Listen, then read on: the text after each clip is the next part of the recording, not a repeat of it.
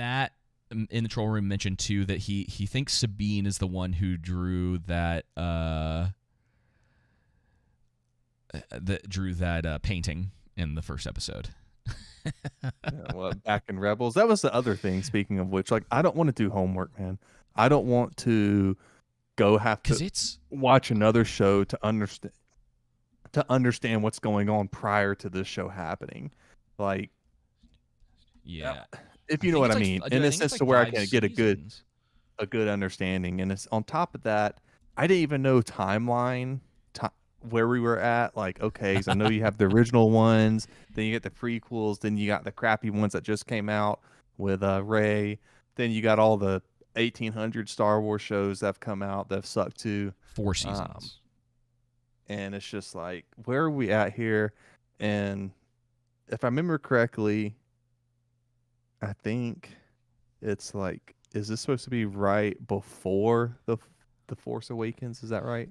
So I don't know exactly where it is in the timeline, but it's between Return of the Jedi and Force Awakens. Yeah. Yeah. And this is the problem. I'm a normie when it comes to Star Wars.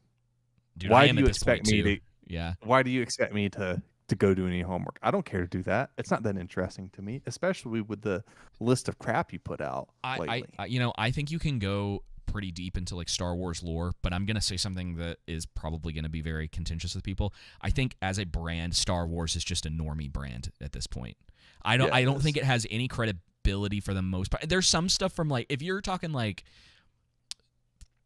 15 years ago, there's some stuff like Knights of the Old Republic, the extended universe stuff before Disney took over, maybe even some of the newer stuff. I know Jake, friend of the show, Jake, still reads some of the books, and he gets like deep into it. And I've had a couple friends over the years who have been super deep into Star Wars.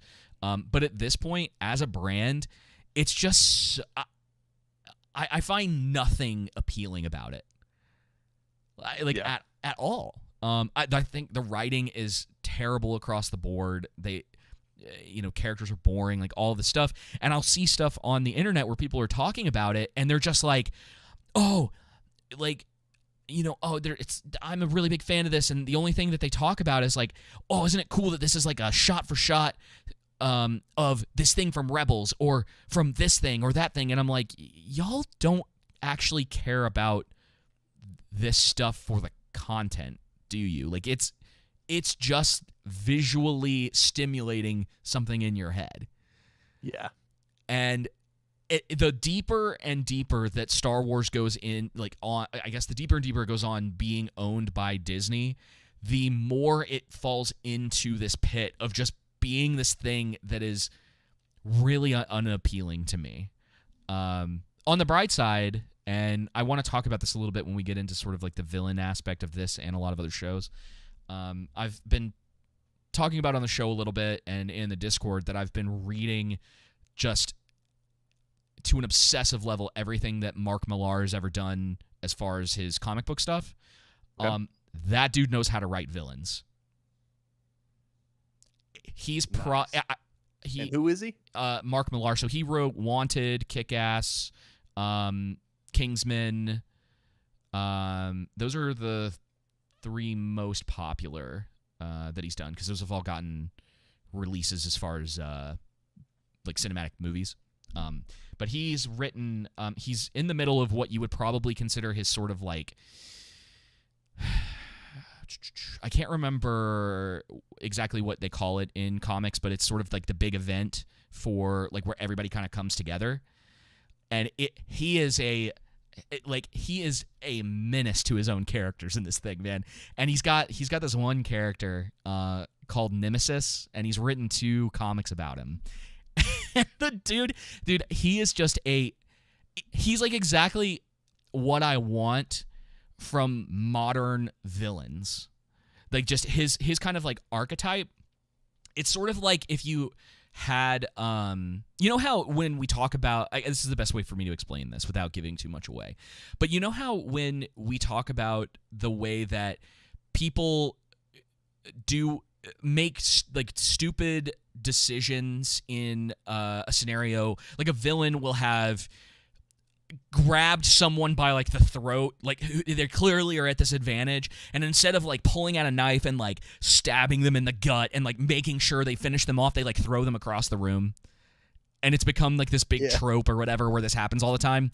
So it's like if that happened, except this guy knows he knows exactly what to do. Like he has a purpose and he's like going after people and he's taking them out. And there's not this whole like, oh, it's a scenario where the hero or the person who is like on the receiving end of this is maybe gonna make it out because the villain just makes some stupid mistake that's just a writing cliche to be able to get out of the situation. It's like, it's not that at all. Like when this guy gets a hold of someone in a situation, it's very believable that it's like, oh, this person is absolutely in a bad place. You know, like, oh, they're not going to make it out of this. And then what happens is because the villain is so dangerous, when there is a like pretty good explanation for why the other character is able to get out of that scenario, because they either outplayed them, like outwitted them or overpowered them or whatever the case may be, you go, oh, this is totally believable. And that, dude, is what has been missing from so much modern writing. Yep. And I just like, I was thinking about it over the last couple of days because, and we'll get into it with this, there's this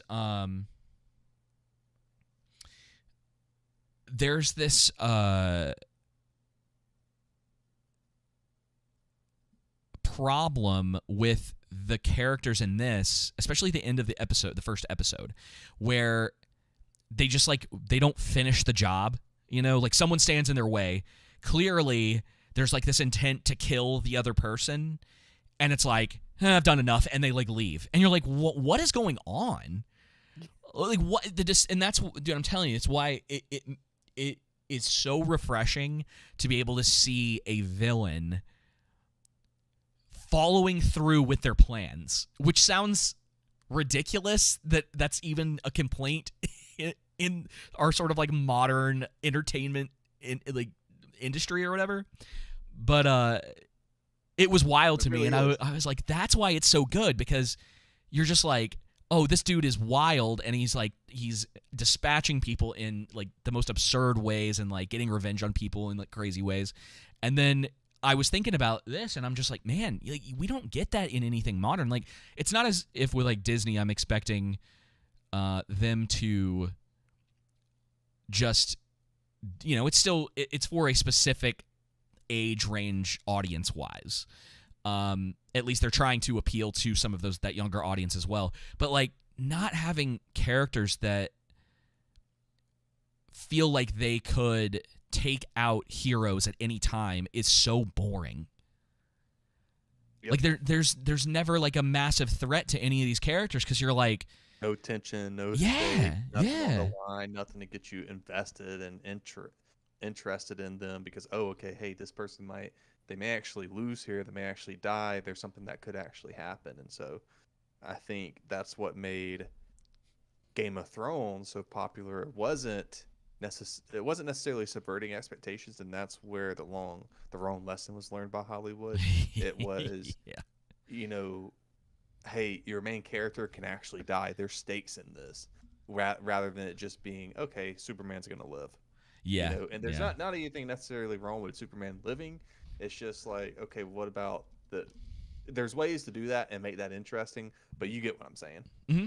Yeah. It's just when it's every show and everything coming out, and it's just, you have the hero of the story and they do these stupid things, which you would think would put them in very much in harm's way, and it's just written out there's just the easy write out option. Much like how the Force does every time somebody gets stabbed in the gut. Poor Qui-Gon Jinn. Yeah, he got done dirty, didn't he? All right, so let's get into this a little bit, and if the thing will work. So we get our little like red Star Wars thing, and then we get all this really generic red text. I don't know who thought this was a good idea.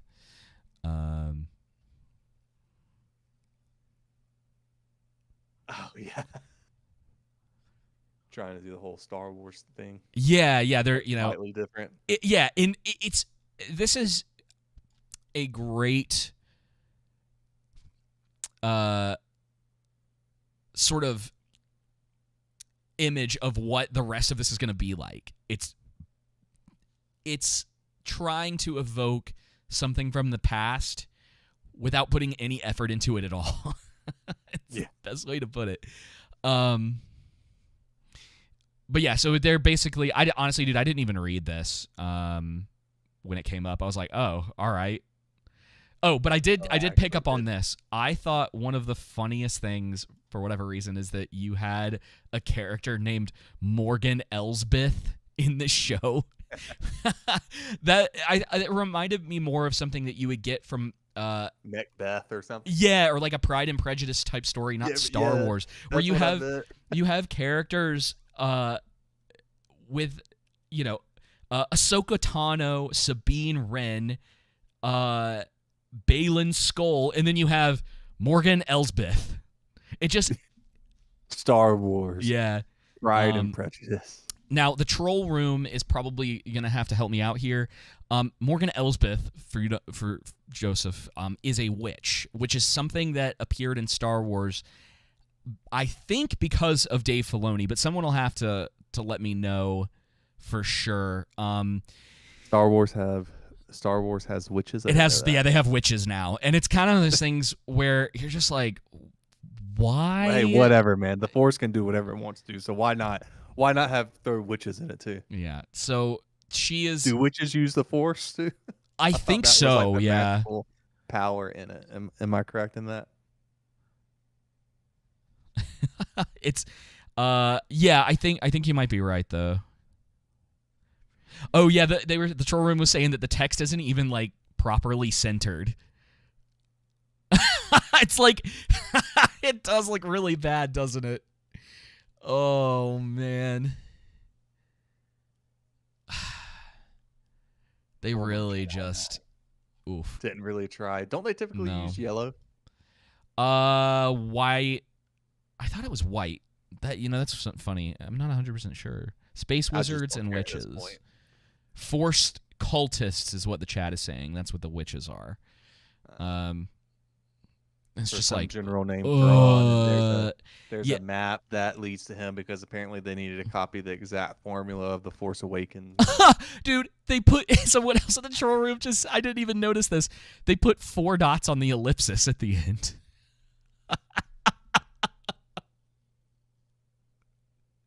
Oh man, dude, that is such like a representation of this show. Holy smokes. Okay, so we get our, again, just this is becomes such a trope for Star Wars, where it's like the ship in space and we all know like what's, that something's probably going to happen to them, right? And so they're doing their thing. We don't really know who any of these characters are except for that they're with the New Republic. Talk about stuff being like off center too. Dude, this shot right here drove me crazy. How it's like you couldn't this ship in the background is just a CG render. And you're telling me you couldn't either move the people in this shot or the ship to line it up so that he's like level with the ship. Dead center. Shot-wise, I thought it was pretty bad myself. In the costume, my god! This is the thing. It looks like they came right off the Comic-Con rack. And you know what? Part of the problem is it's because, and I've said this before about a lot of fantasy, the camera's too sharp. Yep. They don't have any sort of filter on this to give it a little bit more of a lived-in appeal. Yeah, and that's it kind of feel like a lived-in world. Yeah, everything and this seems too clean. It's too clean, and dude, this is right. There has not been that much time between the Rebels and the New Republic taking over. And the New Republic is supposed to be the good guys? Right. I think so. I believe that is correct, yeah. That's what I thought. Until I'm corrected, that's what I'll call them. But yeah, they're the new. This captain didn't try to confirm who these people were. Only had this small squadron of easily killable people. What show did that happen in? Wasn't there another Star Wars show where that happened? What were we? Oh, I can't remember. Because I was thinking the same thing. I don't want to remember. I was thinking the same thing when we watched this. That there was something else that we were watching a while back where something similar happened where they were like, oh, we don't know who these people are. We don't know if they're a threat to us, but we're just going to let them on our become more vulnerable to them anyway. Yep. And I think it was a very similar scenario that happened. I wish I could remember what it was. I want to say it was in Star Wars, but I can't. I honestly can't recall. Anyway, maybe it was Obi-Wan. It may. I was trying to look up here, but that oh, may be right. Well, but I thought that was absolutely stupid. There was that scene. You remember that one scene in Obi-Wan where they're like sneaking into the Imperial base, and they're basically like, "Yeah, you can go in." No effort. I don't know if that was it, but yeah, there's a lot of that happens in Star Wars where people just make, and this is what I'm talking about, dude. People keep making stupid decisions. Like in this, it's not just Star Wars. Who would do that? You have someone, a ship coming to land on your, destroyer ship or whatnot. It ruins. It receives spacecraft. And you don't get people pointing weapons at them. You don't do anything to verify and make sure who they are. You don't fire warning shots. You don't do anything to confirm, to not put anyone in danger. It's like, no, just kill him. I'm gonna go down there with freaking Toto and say? A couple of blasters. He says, because he says something to the lady that he puts in charge. Let me see if I can find this. I'm gonna play just a few seconds of this. I'm calling their bluff. Oh yeah, he's like, I'm gonna call their bluff by inviting these strangers onto the ship who are using an old Jedi code, which really does narrow down your scope of who these people could be. Yeah. And it's incredibly naive for this guy to do this. And I think we learn later that they like demolish that. I think they kill everybody. That's at least the kind of understanding later on when we find out that the ship was like ransacked. We're not giving like complete confirmation, but I think it's a safe enough bet that that's what happened. Yeah, and it's just like, oh no. You know what this show has a problem of doing, by the way? I don't know if you picked up on this. They have a problem of describing exactly what you're seeing happen before your eyes.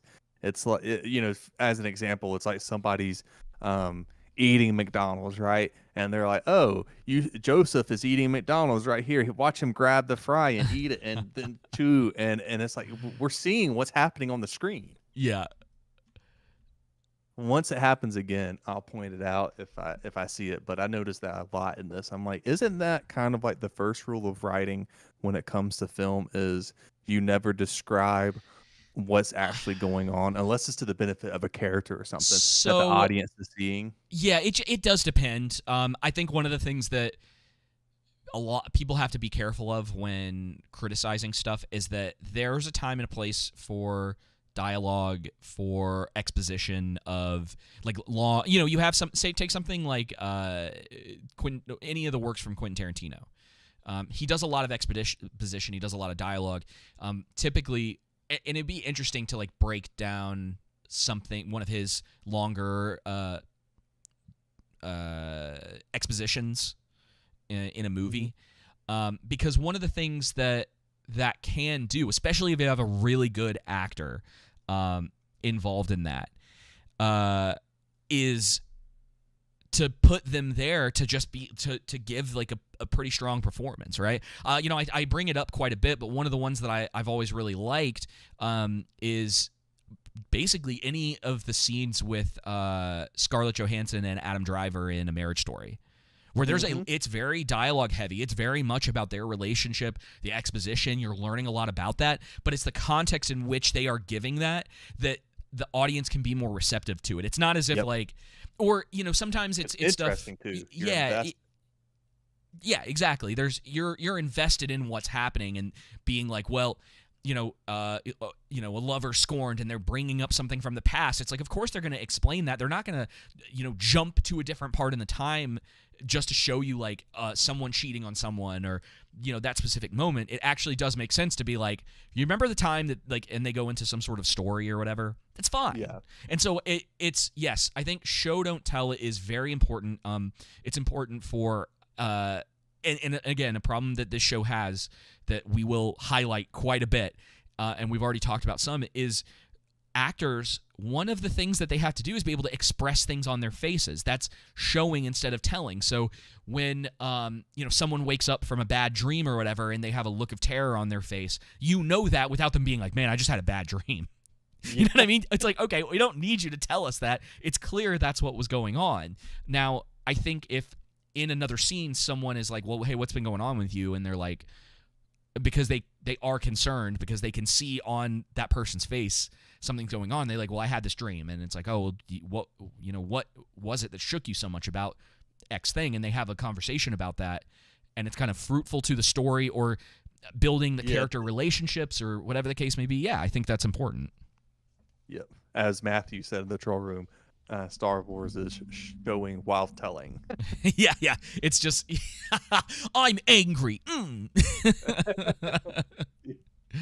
So, as we've already kind of mentioned, these are they're mystery lightsaber wielding Force users. I mean, because they're technically not Jedi, but I may just call them mystery Jedi for convenience sake. I like to call him Punisher Jedi instead. I like Ray Stevenson in this role. I think he's attempting effort. R.I.P. Yeah, it does suck. Dude, what is it with some of these guys that are somewhat cult favorites, like him and who was the guy he played Wesker in that Resident Evil series, that clip that's done really Lance Reddick. These guys that like their last roles are always in stuff that's kind of like, oh, I really don't want you to be remembered for this. Yeah. You know what I mean? I know what you mean. But I think I think he's good casting for what they're doing.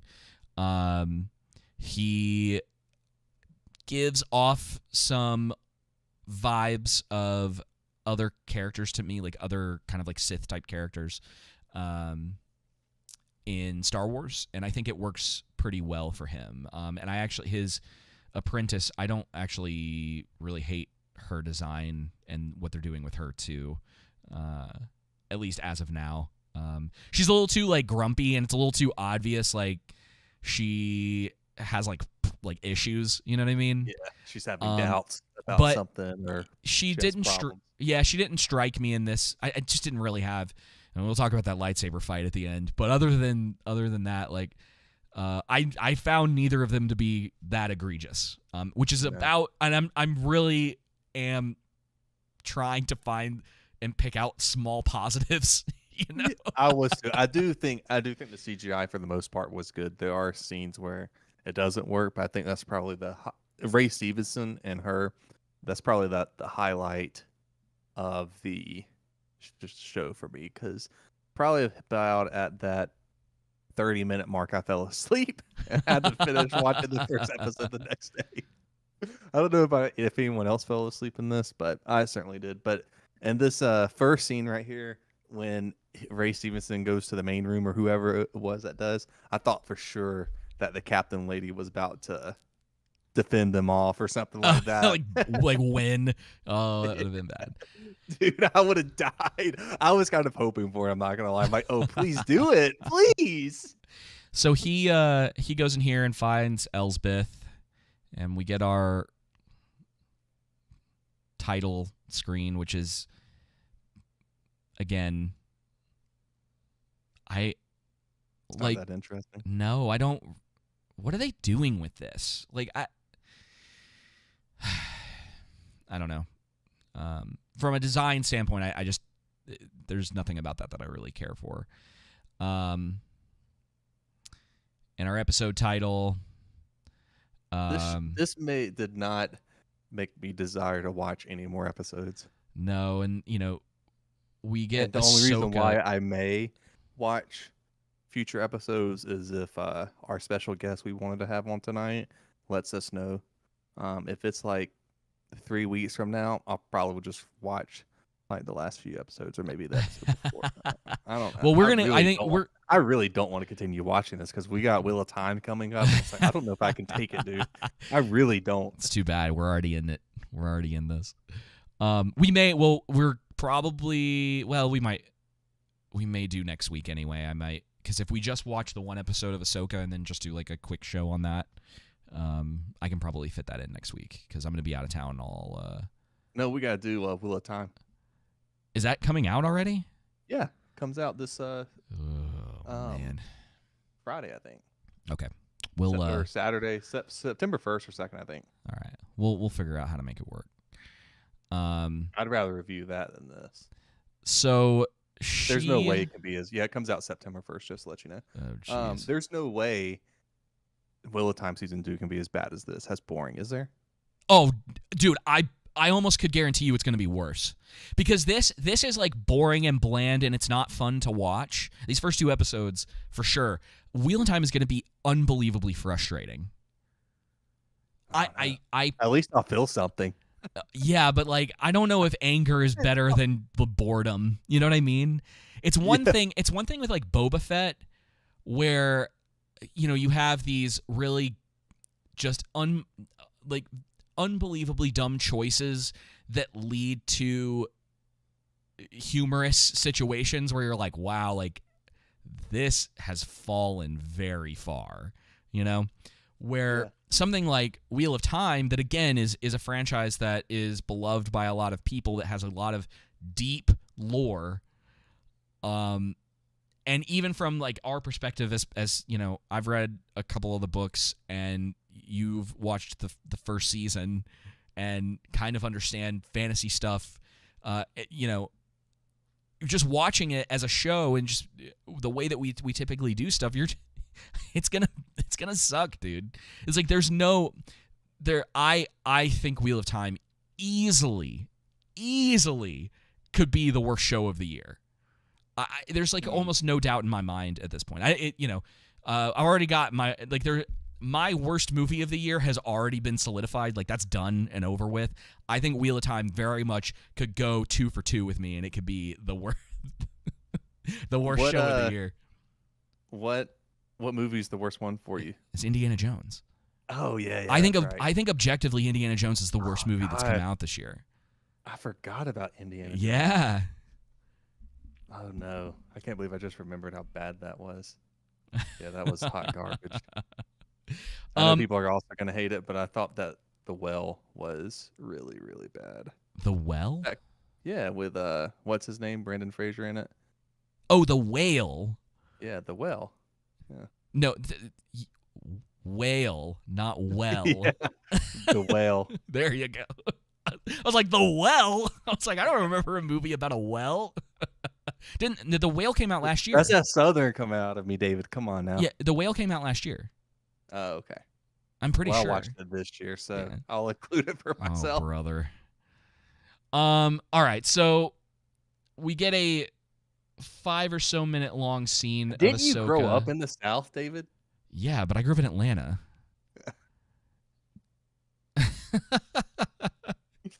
All right, anyway, let's go on to this terrible map reveal. Yeah, so and objects around that obviously click to help me solve the puzzle. So the ball that comes out.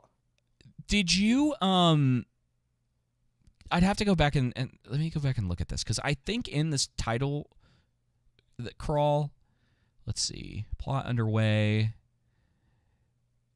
Ahsoka Tano captured one of Thrawn's allies and learned of a secret map, which is vital. Okay. I couldn't remember if they had said in the title crawl that she had already found the map. I think I might have just assumed that. And then, so it was a little weird for me when we got the scene of her like down here, and I'm like, wait, I thought she had this already. I was like, what is she doing here? But again, that's on me for not reading that title crawl. Yeah. I thought it was funny how all it was lining it up. And it clicked once she lined it up for everything to reveal itself. Yeah. For the map to reveal itself, it did. It Well, reveals itself. She gets it, and then the droids appear. And instead of shooting her from a distance, they're like, "No, she has lightsabers, so let's run up and duel her."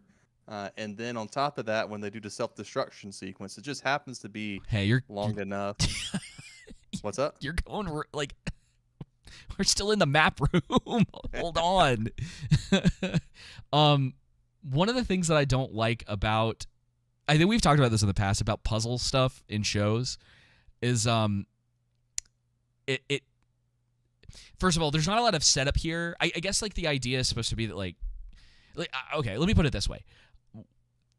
I think maybe the point of showing puzzles and this kind of stuff in anything, any form of media, is to show the capability and intelligence of the character.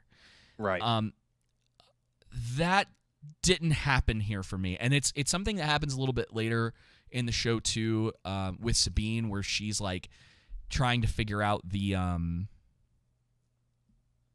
map, because for some reason she can do that, but Ahsoka can't. No one else can. Yeah, I'm not. Only made for specific people. Yeah, I'm not really convinced as to why that is. Just like Rey, she's the only one that can do it. So she's down here doing this, and like touching the thing. I don't really, and they keep like going back to these like images, right? And so she figures out that something that it's got to be lined up, and maybe the idea is that it's in a certain order. But again, I take Raiders of the Lost Ark, something that you and I have watched recently. Yeah, I watched it for the first time this year. I think that because the scene, also a map scene. He's in the map room and he has the stick, and there's a lot that's going on in there with very little. There's some dialogue, but there's not a lot of dialogue going on between Indiana and Sala, and they realize that they were digging in the wrong, that the Nazis were digging in the wrong place because the stick that they had was I think too short or too long. It wasn't the right size. Yeah, and I think, wasn't it a stick that was given to them by Trump? Yes. And because of like the dialogue and the stuff that's going on in that, you're given a real, like, you are very much aware that Indiana Jones knows what he's doing in this situation, and that he's got experience in this. Like, he is the expert in all this, and he knows how all of this works because he's been putting the pieces together. Well, like something like this where they're like, well, she found, for whatever reason, she knows where this room is. It's here. She walks down there. She does a little thing in, a couple thing, like, she does the pattern or whatever. And then she pulls a map out of this ash thing because for some reason it's encased in ash. It's like, all right. And the reason I bring all that up is because there's nothing for me to like grab onto in this. There's nothing for me to be invested in. Like, it's just going, okay, well, she's here. All right, why is she doing that? Like, what is this place? And of course, if you're not paying attention to that crawl at the very beginning, it's like, what's going on here? And again, that to me, it goes back to what you were talking about before, where it's like they're just telling us all of this stuff instead of giving us like interesting scenes to watch. So we're supposed to just be like, oh, okay, so that's where we are. We're here now, and she's in here and she's doing her thing. She finds a map, and you're like, all right. Okay, so what were you saying about the robots showing up and what ultimately happens with this? How did you feel about this? I thought it was stupid, dude. Yeah. They could have easily have blasted her because they're supposed to be killer droids, I imagine, or something. I imagine they have those what their weapons can shoot, or they have a blaster on them somewhere where they can shoot. But I guess looking at that one droid now with the frame you have pulled up, it doesn't look like they have a blaster, does it? It they're robots. I mean, I'll give them that it could come from like anywhere. It might be on their back. Yeah. You know, it's So like I they imagine might have could a slot where the blaster comes out of. convenient how they don't use one. But there's like what, Yeah, 5 of well, them? that's And it's like to be fair. Well, actually, yeah, she probably would have. There is an argument to be made that blasters would help in that situation, but it's not a guarantee in this specific instance. You know what I mean? right. It's not like I'm it's just not like saying. like swords and guns in other types of. Yes, exactly. You know what I mean? She'd still be able to defend, but that's a little bit makes it a bit more difficult for her since it's 5-on-1. And then when she she defeats all of them, they go into self-destruct mode and they give her just enough time to get away. How convenient. Yeah. It's just, hey, we need a walk-off or running scene of something being blown up in the background to make her look cool. Yeah, but let's talk They about needed this. slow-mo for it. Can we talk about this explosion? Yeah, go ahead. Like, look how scorched earth this is. Like, it's not like... Now, I guess I can, to some degree, forgive it because this is fantasy, right? Like, Mhm. I guess I don't really need an explanation as to why they essentially are able to set off a nuke on this planet. But like let me see if I can grab, because there's a shot in here where it just, I mean, look at this. It's like it blows up this like entire area. And it just keeps on going. It keeps on going. Like it chases. Look at this. It just I found this to be absurd. Yeah, I did as well. The only thing they needed was for it to come from a volcano with lightning, and then for Ahsoka to take it to the face and live. Yeah.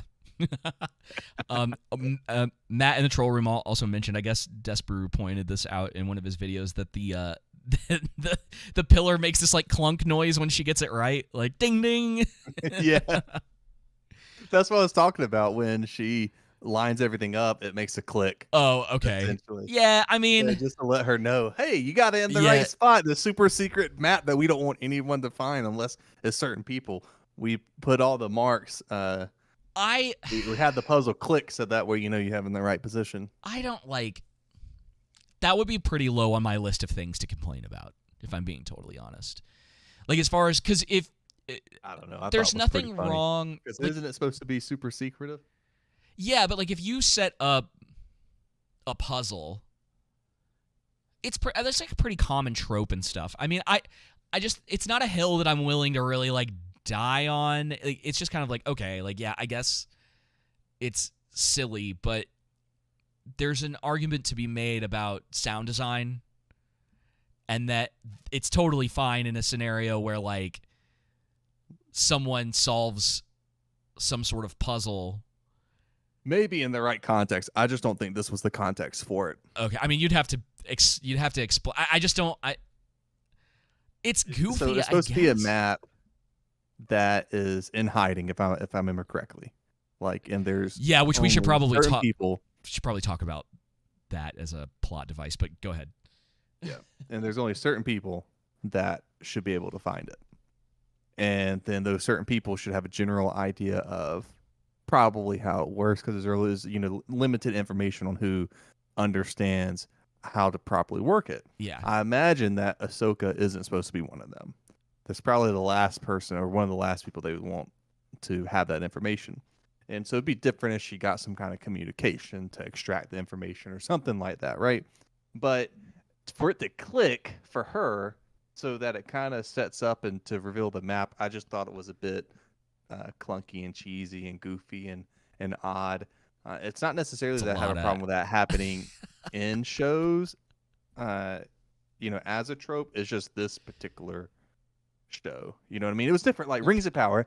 Oh my gosh, David, I can't stand you. You're about to make me defend Rings of Power on something. Okay. When old Dum freaking the white dude that's was the bartender or whatnot, the butcher, when he gets the MacGuffin sword that apparently that he hid under Yeah, Yeah. that doesn't do anything cool. All it is a key to unlock the dam. That's so stupid. Every time I think about that, I laugh. Like that clicking, I know it's not exactly similar, but that clicking is different, right? And the big reveal being a dam. If that would have been like a map or something like that, it revealed instead of the dam, then okay, whatever, that's fine. But I guess it would make sense for him to have that information or be able to get that information. Whether with Ahsoka in this situation, it just doesn't seem like, I don't know. Okay. Maybe I'm not explaining it well. I just thought it was weird. What is very weird to me, and I think the bigger issue in all of this, is the idea that this map exists in the first place, and that someone would be able to extract this information and find it when it seems that Thrawn in this is being used in the same way That Snope was, or whatever his name was. not Snope, like a super weapon would be used. Does that make sense? Like the way that No. they've got this set up, and also let's not forget that this is essentially the same plot line as Force Awakens. Yes. It's just kind of reversed as far as like good guy instead of a bad guy, or like it's a bad guy in this instead of a Luke Skywalker in Force Awakens, where it's like there's a map to this far off place that for some reason no one else can get to unless you have this specific thing, and it's like, okay, it might make sense in Luke's situation that he was going somewhere, but in case he needed to return, in case they truly needed him, that like he left a map with someone that he trusts. Thrawn's brilliant idea is to hide it on a random planet in a puzzle that clearly could be solved with anyone who has like some like information. Right. That is like, it's so weird. Like, why? Okay, they're gonna have to, and they won't. You think it would be better that he would be communicating somehow in a different way than that? He should have just had a Well, just like trusted group of people that he was like, hey, this is the thing that makes sense. Just like, I think logically just makes sense in a scenario like this. So, for instance, Joseph, say you decided that you're like, Kayla and I have decided that we're going like off grid for a while. You know, it's like we need to get away for whatever the reason is. And you would potentially be like, most people probably aren't going to be able to find us. And let's just, in this hypothetical, Joseph, let's do it even bigger. Let's say that space travel is possible. And so your idea is to go to a remote place to get away. Would you have a close group of people that you trust with the location where you're at? Or would you draw a map and hide it somewhere so that like anyone could come find you? And like in his scenario, and because I think with like Thrawn, like he probably doesn't want the Jedi finding him. Like any of these people I'd that imagine consider not. him an enemy. It's like, why would you make it? Why would you even make it possible?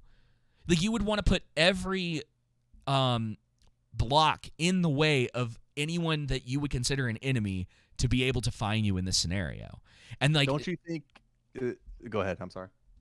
So that's it. I mean, like Star Wars has some problems with like mind reading, which I think they should have never introduced into this. But besides that, I think they're trying to have Thrawn operate as more of a Sauron type character right now, like in the movies, to where he's a big presence behind the screen. At least they're trying to convey that, like, oh hey, there's a super evil guy general behind the scenes. He's controlling things, but they do a bad job of establishing that. Is this scene with Ahsoka essentially the same one as the first episode of Rings of Power? Just like without extra people following her around? Oh, you mean not the first episode, but like the last episode when the volcano explodes? No. Galadriel goes to a far-off, remote Oh place. yeah, yeah. Essentially finds so it's a symbol instead of a map. Or she has her map. She's trying to find the fortress. And she finds the symbol of Sauron, which is just what was it? Like it's just it's Mordor on its side or whatever. Yeah. Like the emblem, his emblem or whatever. It's the S that we all used to sign when we were kids in middle school, with the 3 lines, and then you connect them, and it forms that sharp-looking S. Yeah, she has. Yeah, it really is. She has opposition in attempting to do this. Like it's switched up a little bit, right? It's not beat for beat for beat, but it is incredibly similar. And then she like finds this thing that is going to be the jumping off point for the rest of the season. Yeah. You think Dave Filoni talked to the writers of Rings of Power? Just a little bit. I just realized that like it's pretty dang similar, man. What he did is he got Force Awakens and he went to ChatGPT and he said, "Write me a script for Ahsoka episode 1 through 8, however many of these are going to be released based off of the Force Awakens." So they have their little bit of dialogue. I find everything that Rosario Dawson says in this show to be flat. And I don't think it's her. I just think it's no, it's not writing. Well, I've seen Rosario Dawson in stuff where she has been great. So it's definitely not her as an actress. It's the writing and direction of the show. I think that's probably the case across the board because I think we're about to be introduced to her, but Mary Elizabeth Weinstein. Mm-hmm. How do you say her last name? Green General. I don't know. I just call her the Green General. Yes, this is Hera. And she was she's very green. She was in Rebels. And Jake D, friend of the show, Jake D, described her as a widow because something happens in Rebels to her love interest. Which by the way, now that I've told you that, would there have been any context in these first 2 episodes that was a thing? No, I had no idea. Okay. Don't you think that it would have been a good idea to establish certain elements of her past in like episode 1 or 2? Because she's a primary character in this show. Yeah, I think that would help in understanding her motivation, but it's hard to do that when you don't even correctly detail what Ahsoka's main motivation is. Well, that's not what sure, but that's not what I'm getting at. Like, it's ideally, yes, we would like that for Ahsoka as well, but the idea that we have this character who has like a past, and we have no idea, we don't even get like a hint of her having loss in her life. She's just the green, like, Twi'lek character. You know what I mean? Yeah. She's another example, though, of someone who is a good actress who has been in a lot of high-profile movies, who is completely underutilized in this. Not to mention, I think it's this episode, or no, maybe it is the second episode. She's like a hologram for a majority of the show so far. Instead of just having her like be places. I know she's like a general, but it's like, one of your friends gets like stabbed or, all this stuff's going on and she's just kind of in the background and she shows up on this like really bad looking hologram. Yeah. All right. What? So they have a conversation about these people. I am going to need a really good explanation as to why nobody knows about Ray Stevenson and his apprentice. Yeah, it's because wouldn't there be some semblance of an understanding of who they were? I thought that was a bit odd. I understand that he's not Jedi, but Ahsoka isn't a Jedi either, and she has Jedi powers. So she was. Okay. Do you know about her backstory? No, dude, I don't know crap. Okay, she was trained by Anakin. Look that up. So she was trained by Anakin Skywalker. Dude, I've never... This is like stuff I've just learned along the way. I'm not... when I say I'm a normie when it comes to Star Wars, bro, I mean, I'm a normie. I could care, like, especially at this point, I could care less. I mean, it was kind of solidified when I saw the first movie of the original, or not the original, but the newest trilogy, Yeah. and then it just seeped in more and more as more dribble came out. Yeah. Yeah. So yeah, so her first appearance is in Clone Wars. She was the apprentice that no one knew that Anakin Skywalker had until they decided to make it a thing. A lot of people, course. from what I am aware, a lot of people didn't like her until later on in Clone Wars. They found her to be, they found her to be really annoying, and then I guess at some point, like, she has some character development that makes her less annoying. But that's about as far as I know. So yeah, they're having this conversation, and it's weird to me because she has had a previous connection to the Jedi before the fall, essentially, of the Order. And it's like Ray Stevenson's pretty old, and you're telling me that there's no crossover ever with this guy. And it makes me seem to be I think he made a comment in the show that he was part of the young Jedi, like, children's course with the ones that all Anakin killed. That kind of course. I thought he made a comment in there. Could be wrong. Troll Room can correct me if I am, but I don't remember that's why that. I thought that there was some kind of carryover, or would have been. He could be lying too. Could be. But it wasn't a situation where it appeared that way. Like, it was, I forget who he was talking to. Was he talking to his apprentice? I think so. Either the apprentice or the witch. Okay. So now we have the celebration scene with the really bad painting in the background that we've been told was ripped from the end of Rebels. But again, okay, so talk about the disconnect again. This only means things to anyone who happened to watch all of that show. Also, it looks really out of place in live action. Yeah. It does not look good. Like, this is on the same level to me as that ridiculous looking painting that the elf, I think it was an elf in Rings of Power, when was the elf talking to Galadriel, and they were Numenor, right? Or it was the girl. I don't think she was an elf, but the girl in Numenor.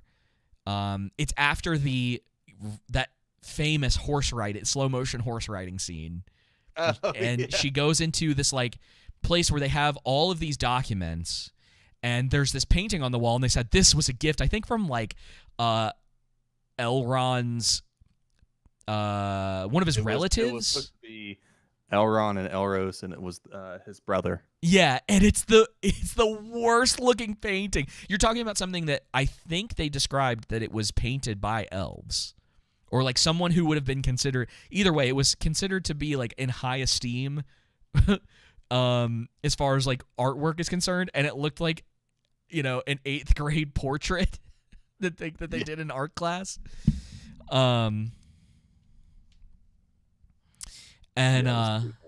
So, of course, they do this whole thing, right, where Sabine is now being introduced, and this is their attempt at showing that she's rebellious, right? Like, she's got this rebel spirit or whatever, and they play this music. Like, let me pull it up. She's on this hover bike, right, on a very empty highway. By the way, I don't know if you noticed, like, if you picked up on this. This is like a pretty big city. I mean, like, you can see it here in the background. Let me see if it. No, okay. So, like, this is the outside of the city that they're having this, like, celebration day or this remembrance day of what the rebels did. And, you see how vast this is. And no one, and it's not just this scene. There's stuff later on where she's riding on the hover bike, and no one's on this highway. And it's very weird. And so they're playing this music that's supposed to be, like, what's the best way to explain this? Like, it's used in a way to characterize Sabine. It's kind of like punk rocky, or I think that's the intention that they're going for, right? Right. And it's just like the most Out of place. boring. Well, it's not. Here's the thing: is like it's not the music necessarily. It's hard to say because this scene is really, really dull. Because she's on this highway by herself, right? And these police officers or like whoever, you know, they work, I think, for the guy who was in the previous thing who was wondering where she was. I was one of GT in the troll room was saying I was waiting to hear "Sabotage" by the Beastie Boys, which is a decent comparison. You saw that first J.J. Abrams Star Trek, the one from 2009. Do you remember that scene? No. You haven't seen it? Okay, golly, dude. No, dude. Do you think I'm gonna watch that? It would be really Star useful Wars for. was bad enough. It would be but really Star useful Trek? for references, Oh, gosh. dude. It would be very useful for references. Anyway, so yeah, I'm trying. Okay, so let me think if there's. Anyway, yes, the people are gonna know what I'm talking about. But there's a scene in that where Kirk is being chased by the police, and he almost like goes over the side of a ledge, I think, and they're playing Beastie Boys in the background, and you know he's doing all this stuff to try to like avoid the cops.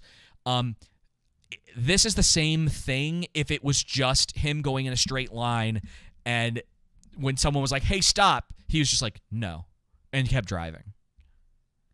Instead of there being any, and then they try to do this thing where they put Why were they down even after her anyway? Why were they so adamant to stop her? because they were asked to stop her by the guy in the previous scene because she was, I guess, supposed to give a speech, and she's supposed to be, I think, early 20s in this show, and so she's kind of being characterized like, I guess, again, I don't have context really for like what happened previously.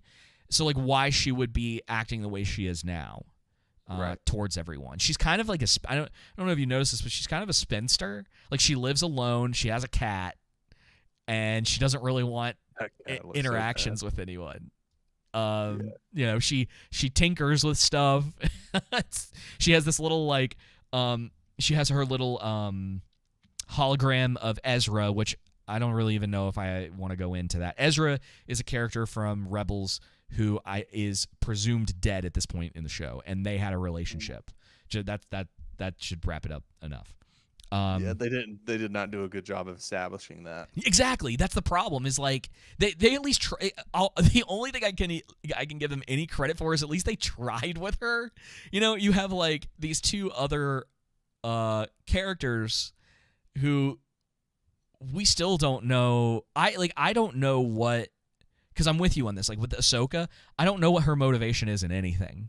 She kind of like exists and is being pulled through the timeline of Star Wars without anything like her wants and her needs, anything there, right? And you had mentioned earlier that it's like, oh, well, she's stoic or whatever, but it's like, I don't know. It seems like a cop out at this point for her just being boring. Yeah. You can do stoic. Okay, we've talked about it in the past with characters like Legolas. I think elves typically you could probably consider stoic creatures. I think there's an argument you can make within that with the books and especially within Peter Jackson's adaptation. But in the books, Legolas is more emotional as an elf. He's one of the more emotional elves in the story. Elves aren't necessarily stoic, but I mean, as a general I don't know what of them, characterization of them, I mean, that's pretty, it's close and it's like a decent, and because the thing is I don't know if stoicism is like unemotional. I don't know enough about stoicism. I know enough that when someone's like, oh, a stoic character, like you kind of have an idea of what they're talking about, but I'd have to, you know what? I'm just going to look up the definition. We're going to stop for a second. We're going to talk about this. What? Pretty much like is what is stoicism? How would you define that? That is what it the comes internet from is ancient for. Greece. All right. Stoicism is a school of Hellenistic philosophy that flourished in ancient Greek. It's a philosophy of personal ethics and methodology for seeking practical wisdom in life. Stoics believe that the practice of virtue is enough to achieve. So the idea of someone who is stoic, Yeah, well, and them being boring or like flat faced and showing no emotion, I don't think that's a thing. Not without. Stoics believe that we don't react to events, we react to our judgments about them, and the judgments are up to us.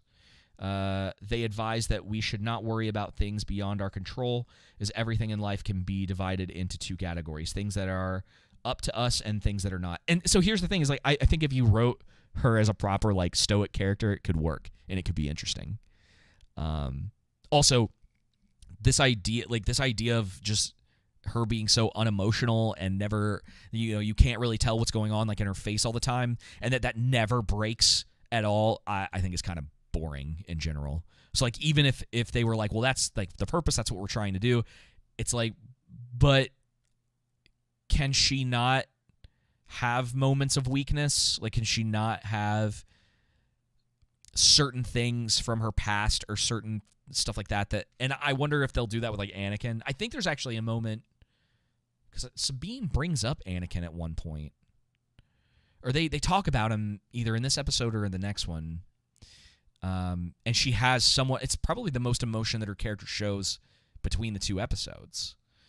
But yeah, I don't know if there's an argument to be made that like a stoic character isn't one that ever shows emotion. Like I'd have to hear like a pretty good argument about that. It's basically just, having an understanding of morality and being virtuous, Yeah. seeking wisdom, like understanding what you can control and what you can't control. Well, okay. Kind of like what Matthew said. Merriam-Webster has this too. It says Stoics believe that the wise man should be free from passion, unmoved by joy or grief, and submissive to natural law. One apparently or professedly indifferent to pleasure or pain. Which Yeah, I guess that your highest goal isn't to pursue pleasure. Your highest goal is to pursue virtue or morality, wisdom, like through practicality, through discipline, rationality, reasoning, self-awareness. Yeah. Yada, yada, yada. And again, I mean, like if that's the case, like, and you're gonna do that with a character, she still has to be interesting. Someone who he or she still has to be typically interesting. Someone who is very resilient, self-controlled, kind of has this understanding of destiny or fate. You know what I mean? But that doesn't make someone a blank piece of wood. Okay.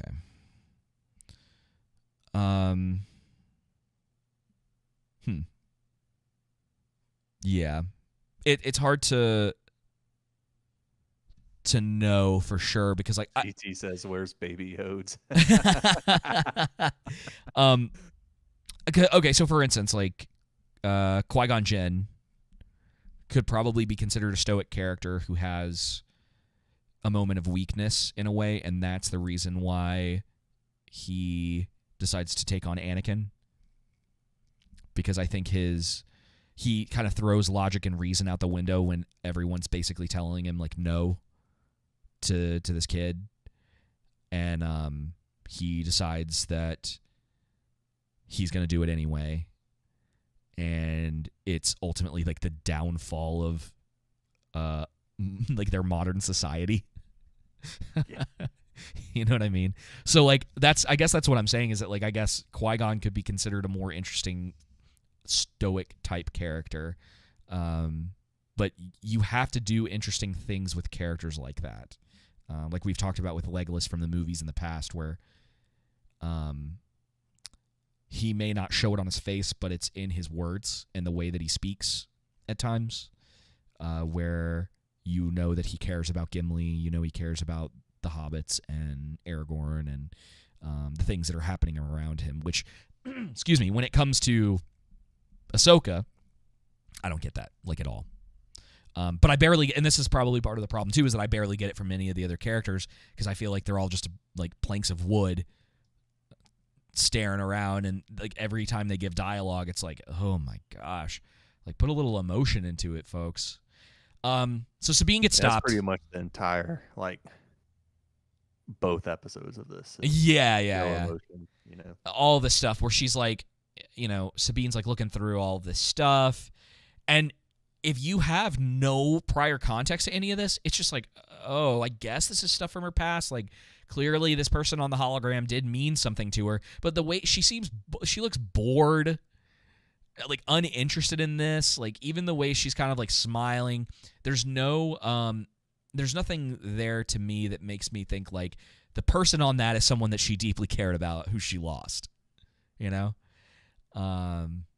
I don't even know if they mention in this that they think Ezra's dead. There might have been one line in one of the 2 episodes where they say that.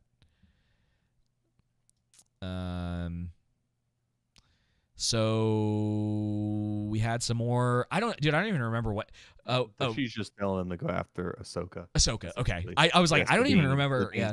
Specifically, I couldn't remember what happened in the scene at all. It was like the only thing is that this character right here. Is our mystery box character for now, as in, who's this? Oh, who's this guy in the armor? There are 2 running theories right now. One is that it's Ezra. The other theory, which I like a little bit more, is that it's Sam Witwerth, who was the actor who was in what are the name of those games? He was in this video game. He played a character called Star Killer. Do you know what I'm talking about? Do you have any idea what I'm talking about this game? So there were these games. Oh, the Force Unleashed. Oh yeah. You know what I'm talking about. So he's the main character in those. And so there's like, apparently he has a credit in this. I haven't looked super deep into this. So it could all just be complete nonsense. But there's like this rumor going around that's Star Killer. Which I really hope it's not, especially after we saw the fight scene, because one, it would be, if his actual character was in the show, it would be really interesting because he's like significantly stronger, I think, than any other Jedi that's ever existed. Like, those games were never really, I think, meant to be any kind of canon. Like, they're just fun. Like, hey, what if you had this like insane Force user that was like an apprentice of Darth Vader at one point? Like, that was kind of the point of it. Apparently there's also a rumor that it's a clone of Luke, which I really hope that's not the case. Could be a clone of Anakin too, dude. I mean, like, it's one of those things that it really could be anything at this point, and that's one of the problems with these like mystery box things. I imagine we'll find out this season who that is, one way or the other. Probably. So we have a whole bunch of extra like dialogue stuff, and he's like, "Where were you, Sabine?" And for some reason, he gets the map. Yeah, Sabine leaves. gets this map. Ahsoka asks her to look into it. Right now, let's remember, Ahsoka is a Force user. She has a connection to Sabine, but somehow Sabine, who is clearly not as well trained, like, this has to be very much, like, this has to be stated firmly. It is made clear in this show that Sabine is not very good at being a Force user, she's not good with a lightsaber. Like, she's shirked her training, if you will. Like, she's just like, whatever, like, it's not that important to her. This, probably the, like, high, like, at this point, Ahsoka should be a very, very strong Jedi, one way or the other. Like, she's lived through a lot of things. She survived a lot of things. She's had a long time to master her techniques, her art, like the whole deal, right? I don't think that's outside the realm to be able to say at this point in the timeline of this character. And somehow Sabine just like walks out and she's like, "Hey, what happened to her?" Like, she stole the thing. It's like, you couldn't have been aware of that? Like, she was only in the next room and you have Force powers. Like, we've seen throughout Star Wars at this point the absurd abilities that Jedis have, and you're telling me she wasn't able to sense the fact that Sabine was walking out on her. It doesn't make any sense. Yeah. That's a good point, actually. I didn't even think of that. Yeah, so she runs away because it surprised by that. Yeah, and that's the thing is like it only happens because the plot has to have it happen. Because she has to have it so that this girl, Shin, can go there with the assassin robots. I think they're HK units is what they call them. We get another really, really dull scene of her staring at this thing and trying to figure this out. We get them talking. I think, man, there was something in here. Oh, Joseph, you remember when you were telling me you were like, they do a lot of like telling instead of showing with characters and like their traits and stuff. There's a lot of this that happens here. Hera like constantly is going like, well, you two are both very stubborn. She's, got this going for her. I think she tells her in the next episode, like, oh, you're such a great person. It's those, like, affirmations or whatever that we're supposed to be like, well, she said it, so I guess it must be true. She gets a lot of that kind of dialogue in these 2 episodes. So we'll skip on ahead here. She keeps looking at this thing. She gets attacked by the HK units. And we get... Joseph, okay, actually, do you know why to the Star Wars fandom, if I may be so bold, that this scene is so important to the fandom? No, I have no idea. Is it because she gets stabbed in the gut and doesn't die and Qui-Gon did? No. That should be. If the fandom actually cared about this stuff, that would have been resolved a long time ago, like the first time it happened, No, why is it so important? You want to take one more guess? Like it's very obvious. No, I have no idea. This, Darth Joseph. Maul? No. Let's see if the troll room knows. They haven't said anything about it yet. This scene, Joseph, is the first time that two women fight with lightsabers in Star Wars against each other. I don't actually think that's true. I imagine there is at least some, either like the MMO, or maybe even Knights of the Old Republic. I don't know if Jake's still in the troll room, but he would know. He's played those Knights of the Old Republic games. But I guess as far as like canonized stuff is concerned, this is supposed to be the first ever fight between two women with lightsabers. And it's terrible. They stand in this straight. I don't know if you noticed. They kind of just walk towards each other. There's not a lot of movement that goes on here. They keep on a very straight line trajectory the entire time. I don't know if either of them even strafe the entire time they're fighting. So like, and then the way that you kind of like look at this is that Sabine and where she is directionally to the door. So like every time you see the front of Sabine and where she is at the door, you can kind of get an idea of where they are. So I just want to see, because that was kind of something I was thinking was the case. But look at this; they're pretty far into this. Okay, we get switch back. Oh, they switch sides. Okay, but now you see where she is with the trajectory of the door. It's the exact same place that Sabine was in the previously.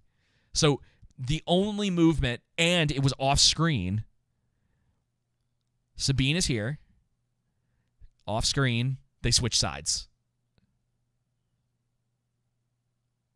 Oh, look, and then they switch sides again. She flips her. We get some other stuff. And that's it. So the only... And instead of killing her, she just stabs her through the gut. That's it. When she could have just, sliced through her. Yeah. Show must go on. Now we are going to talk about that. But look at this. So there has been it's I think I can argue it well enough that they are almost staying in a straight line fighting each other for the majority of that fight, if not all of it. Still in the same spot for the most part. They're still in this line. It's almost like they put a marker down on the ground and then took it out with CG so that they could stand on this line and duel each other in a line. It's like, this isn't fencing, guys. Okay, and then she stabs her. Let's see if we can get a better shot of the stab. There it is. I've seen some people. Huh? Pretty high up there. I've seen that would go through probably the gallbladder. Not but to maybe she has an extra stomach. The blinking droid. GT in the troll room. Which blinking droid? You'll have to refresh my memory. Oh, she would have been dead. Yeah. And everyone's like, oh, it cauterized the wounds on the inside. It's like, I don't know. Let's see how long. It's in there for a hot minute, I'm pretty sure. I don't want to play too much of this, so let's go pretty close to where she does this to her. Okay, I think it's right here. And I muted it, so that should help. I mean, that I don't think it was cauterized while it was in there. I think she would have been severely injured by that kind of wound. Not to mention she could have easily slashed her again and killed her. Okay, and so that does bring us full circle to what I was telling you before about the villains in this not being able to follow through with things. Yeah. There is absolutely no reason, right? So we have established that Ray Stevens and his apprentice, who has now stabbed Sabine, they have no issue. I can't believe I'm bringing this up again because this is almost like a similar argument to the Witcher stuff. Up to this point, they have had no issue killing people who get in their way. No issue with it. As far as we are aware, they wiped out an entire starship of New Republic soldiers. Yeah. In this instance, she has won. She stabs her, and instead of finishing the job, she just walks away. And so let's say that I just like don't even feel like attempting to argue the whole she got stabbed by the lightsaber thing. Mm-hmm. It's in my mind it's actually more egregious and a bad and bad character writing that this character stabs her and just walks away, and it's like, okay, so what made her the exception? And I'm not even sure if they were like, oh, you don't remember, but it's actually worse maybe if later on they're like, I wanted to spare her life because we were friends in a previous time, and she just doesn't remember. I don't think that's going to be the case. I think this is just another example of the plot has to continue to move forward, and they thought it would be cool for her to get like a little like wound there, you know? Mm-hmm. So it's like, oh, she's been through things. Like, she has scars from this fight or whatever that she has to like live with now. And it's like, well, you know, there are other ways that you could have accomplished that would have made it a reminder not only to her but also to the audience, kind of like when Luke gets his hand cut off in Empire. Yeah. But that's, in my mind, like, yeah, it's stupid at this point that they keep doing this thing where people are getting like severely injured by lightsabers and then they recover by the next episode or even faster. You know what I mean? It's what more. Were you? Oh, it's. Yeah, I'm gonna say it's more egregious that this happens, and it's supposed to be like a moment of like, well, this person should be dying at this point. They've lost. There's no reason for this other girl not to kill Sabine. Yep. And she just walks away. It's stupid. Yeah, pretty much was. What were your general thoughts regarding episode 2? Yeah, we can move it because that's pretty much the end of the episode. She's like lying on the ground and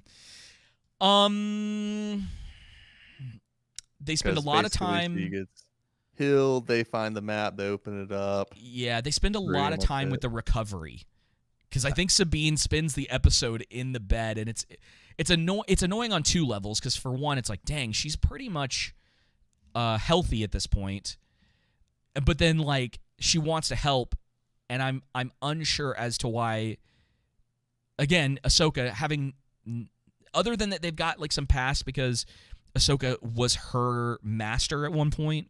I don't really understand why she's so hesitant. Like, I just don't have enough context, and it again, it goes back to she's not ready. Yeah, That's it's why like Sabine's right, not ready. yeah. um, it's Yeah, I thought this episode was a bit trite. Like, oh, they happen to, okay, them then opening the map, that wasn't a big deal. That's it was fine. fine. Whatever. Yeah, Yeah. it's one of those things that it's moving the plot forward, and even Mhm. if I find it to be lacking, it's not the end of the world for me. Like I'm not frustrated by that like I am with some of the other stuff in this. This episode pretty much just boiled down to they go to cargo ship area, just happen to be there in time before bad guy ship takes off. They find out that General Thrawn or someone's making ships larger than what the New Republic actually make. The kind of ships that are planet destroyers, and um, they find out that the people running it are working for are enemies working for Thrawn or whoever, and there's a fight, and that's it. Yeah. The title of it too being called Toil and Trouble was like, oh gosh.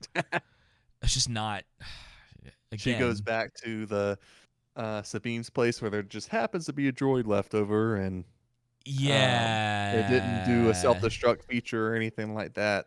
It's for whatever reason. I guess the idea is it was supposed to finish the job or whatever. But you're like, all right. Like again.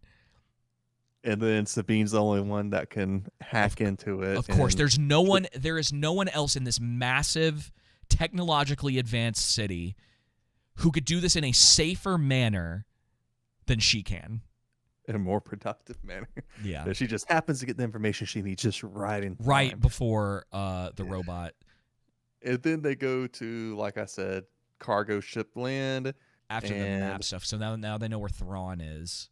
And then obviously there's this guy that looks like a snake there, that this general running everything. They're like, oh, what's going on with this guy? That's obviously not for them. Did Hera pushing the fact that she's a general around with this guy bug you at all? Not really. Like it's definitely one of the things in this show. Like they very much center women in positions of power, whatever. But like with her, like using it as a means to, I guess more. It really didn't bother me when they were in the whatever room it was, and he was like, I can't give this to you because I have to have it authorized. And she's like, well, I'm a general and I'm authorizing it. That's different. But kind of the other parts, I was just like, okay, we get it. You're a woman and you're a general. Congratulations. Doesn't it seem? We don't really care. Well, doesn't it seem a little bit fascist to you? Do you get what I'm saying? Explain yourself. So she's a government official, and this private company is basically being forced by the state to comply, otherwise losing out on all of their money. Because no, that's a good point. They threaten this guy. You could make an argument that it is them threatening him is for the benefit of the states or their. Well, it's always for the benefit of the state. Yeah. Yeah. But like the thing is, right? So the idea behind the scene, and again, I think with someone who was smarter and thought this out a little bit more, you could have had an interesting dynamic where, and they're never going to do this, unfortunately, because Star Wars can't paint women in a bad light, even though they think they do it accidentally. Like in all of women's brand now. Yeah, well, like in all of the effort to make them lift them up, there's characteristics about them that you're like, no, you're making them worse by doing this. But it would have been an interesting thing. So again, you would need to establish Sabine, Hera, and Ahsoka as more likable, first of all, which would take time. Not a lot of time. I think one episode would have been enough. But then you bring them into this scenario where a former Empire, a former member of the Empire, like official member of the Empire, is now being forced to comply with what is essentially the new Empire. Yep. And it could have been a much more interesting dynamic of well, we're in charge now, but they're using similar tactics where it's we're going to ruin your life if you don't comply with us.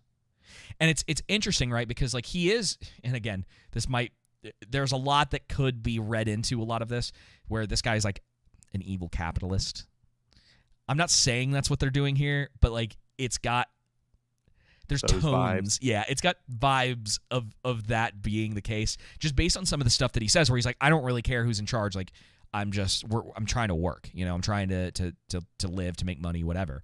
And it's funny because when he's going through a lot of that, I'm like, I kind of understand this guy a little bit. And then it's like, oh, of course he's probably like still loyal to the Empire or whatever.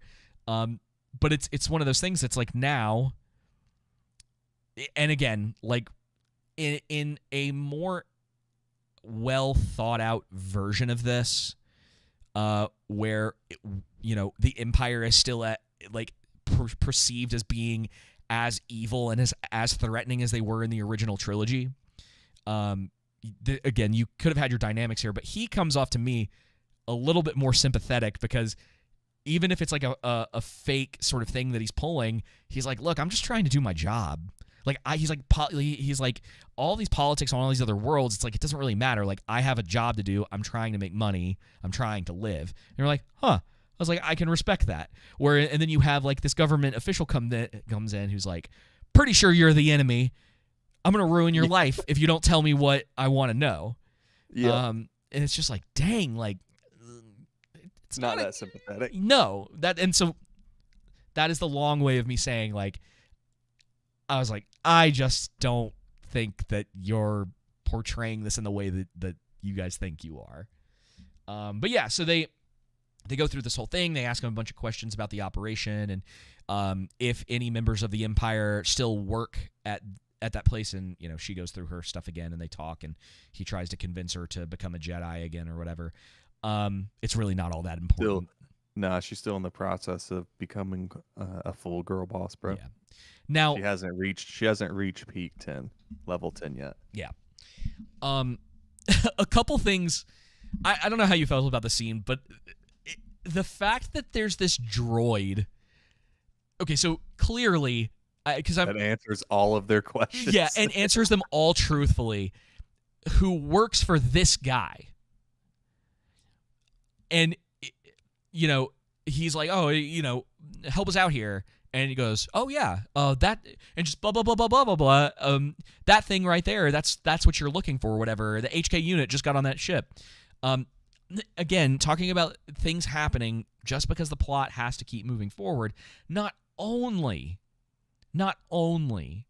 are they given away by this droid that works for them, that is programmed, and that you'd think they would have already put into place something that's like, oh, it's not going to tell anyone that we don't trust any sort of truth about what's going on here, like whatever the case may be. But the droid gives it away. These pretty like normal people who work here, who are, they make it so obvious that they're like all in it. They're all still like in on the Empire stuff. They all get up and just try to kill them, and she wipes the floor with all of them, and it's like, y'all, did you not? What did you think was going to happen? Would you not be in survival mode at this point? Yeah. Like, you're in hiding, essentially. It's weird, man. It's like, there's no depth to any of this, and I think that might ultimately be what frustrates me. That it's like, there's no thought. And dude, honestly, it's kind of a similar thing to what has happened since the end of Endgame for Marvel, where no one is really considering stuff that has happened in the past. Yep. And how that would affect the people working here, the way that they would react to Ahsoka showing up with a general from the New Republic. What is the smart choice in this situation? Which all of that comes back to just like lazy, poor writing, where they didn't want to take the time to think all this through. They just needed her to like take out some Empire folks and make this guy look like a turd, and then have another boring lightsaber fight with our mystery box character. Yeah, right. So, and I have to highlight. You gotta get to that fight. We gotta highlight this run. Do the run, but then look at her jump. Stay super close attention to her first jump. All right. Is it? Have I gotten there yet? Okay, I Yeah, have to you're in pause it this right here. occasionally. You're right Okay. here. Look at it. Like her. I don't know. Her run's fine to me. Nah, dude, it's weird. It's the run of someone who's not very athletic. Yeah, they should have got the stunt double to do Yeah. this part, especially Yeah. when she does this jump. Because as soon as she does the jump, it's like, oh, she must have done all her own stunt work, the running and jumping and everything. Because I'm telling you, I think it happens right here once they it's their first interaction, like once they start fighting. Okay. I have to just be really careful. I don't want us to get. That's fine. You can drag it if you want to get to where the spot is and then play it. Because I'm not exactly sure. Old chick takes off after the ship that got away. Old She-Hulk, I should say. That is quite the stance by Ahsoka, by the way. It's that karate stance. That karate spider That Cobra stance. Kai. Is this it? Yeah. That one? Yeah. That little, like, her little samurai twist? Yeah, that's I thought it was so dumb. She like jumped like an inch off the ground. Like, that's supposed to be your jump. And there's this other part where she's coming down with both of her sabers, and the person she's fighting had an easy chance to just swipe and cut her in half. Oh, yeah. Oh, yeah, for sure. They never, modern choreography for this stuff never works properly. You know what they could have done? Can I show you something? Mm-hmm. So let's go back to her run just for a second, because someone made me realize this. You know what they could have done to fix this? They could have just sped the frames up like a little bit. Let me see if I can actually do this. Let's see here. Or maybe even edit it a bit better. Now, this is going to look a little weird because I'm doing this like after the fact. Like, this isn't raw footage. But I am curious if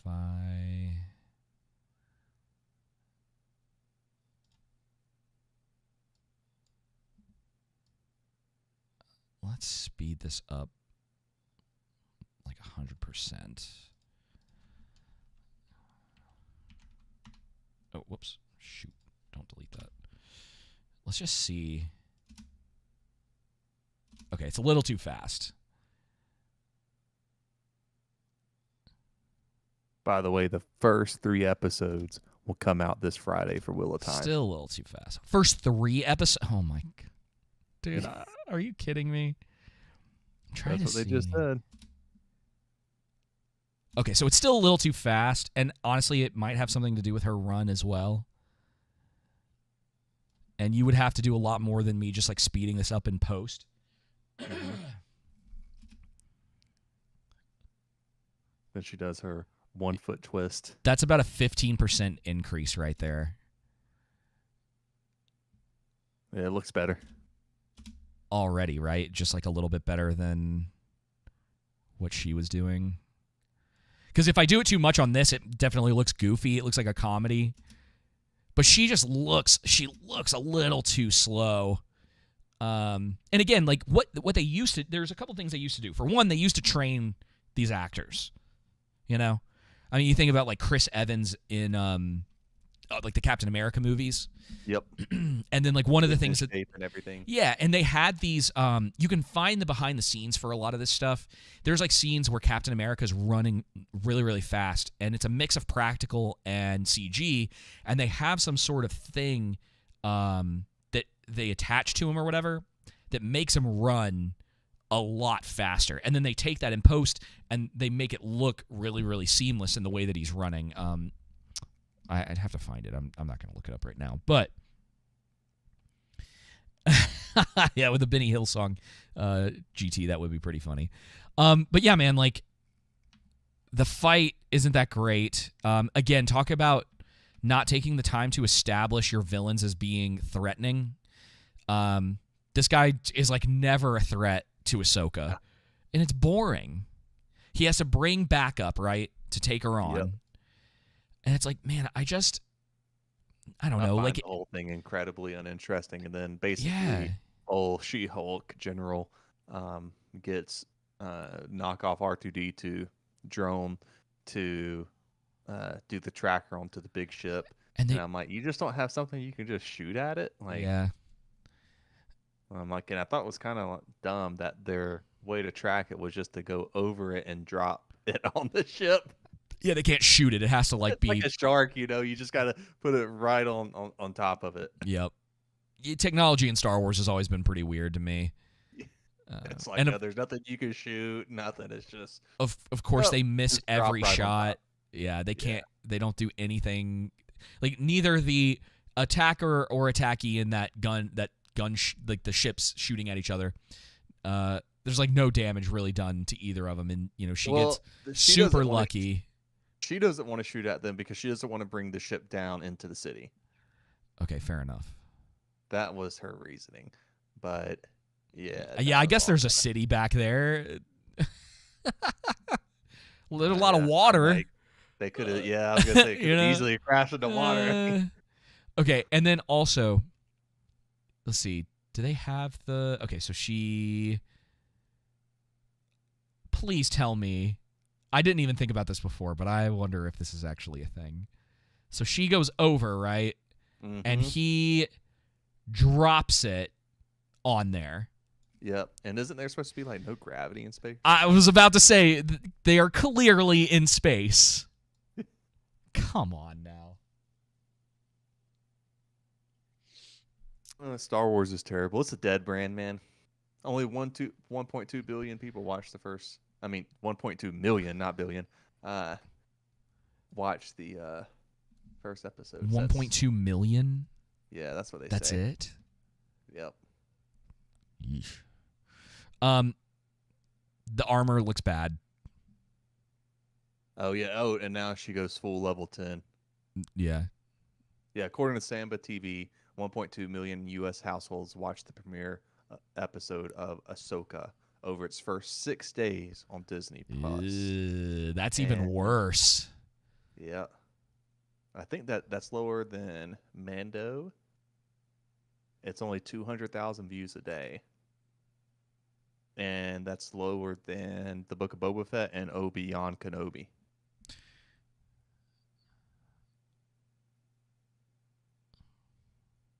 And they have more dialogue with the baddies, and it ends. Yeah, that's it. Oh, hey, at least they framed this shot correctly. That's nice.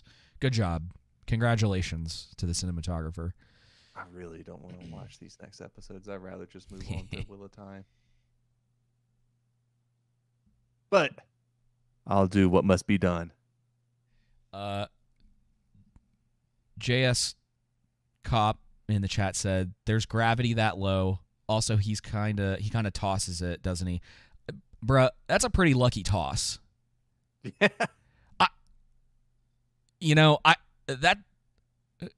Am I being too crazy and calling it like kind of a 1 in a million shot? Okay, so say there is even some gravity. Like, you got to think about, like, they're doing a rotation over the top of the ship. Yeah, I mean, and so it's not just what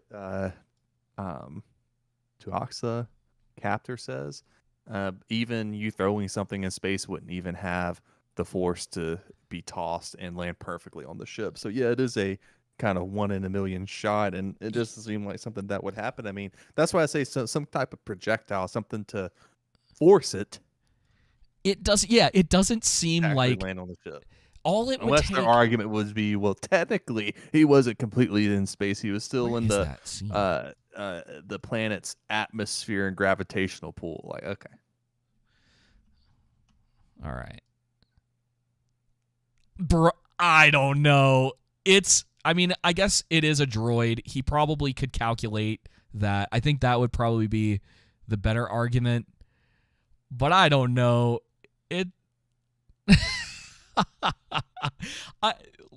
Okay, so like if there is gravity, right? Like, are they going up? Like, would that thing land in that that position?